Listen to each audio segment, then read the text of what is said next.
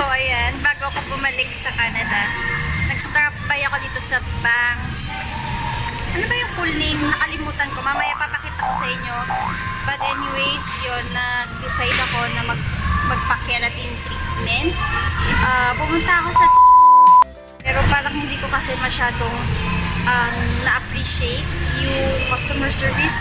So, ayun, lumipat ako dito and so far, napakabait nila. So, very welcome naman yung feeling ko. So, let's see. Joy and Jayan and Daisy po. Daisy, ayan.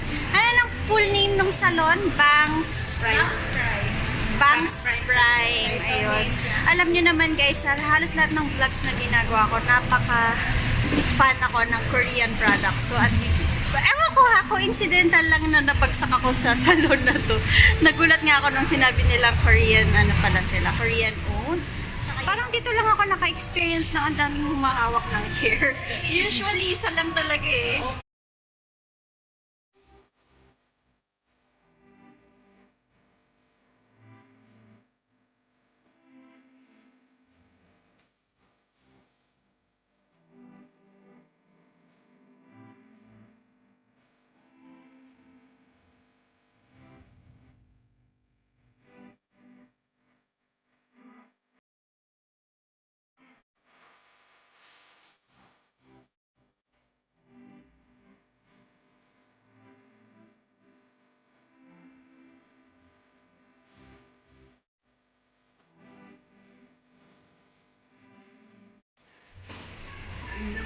Skin na ulit tayo guys.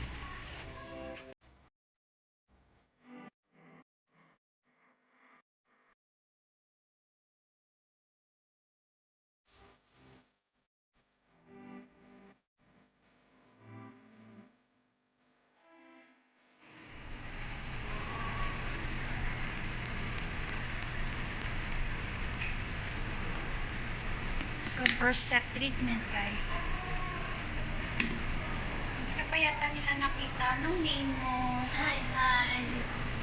Justin. Justin, parang puro kayo J. Requirement ba yun? No. Parang puro J. Si Daisy lang yung hindi J.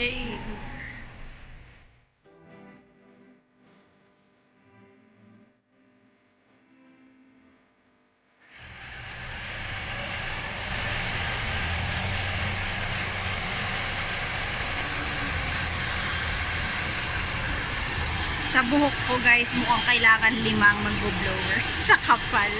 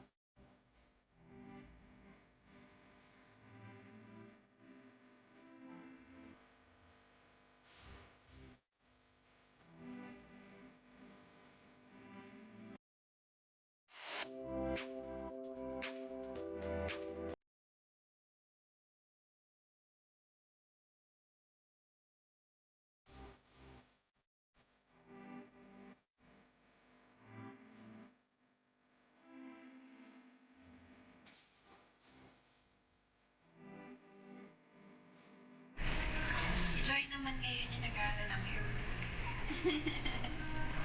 Shy.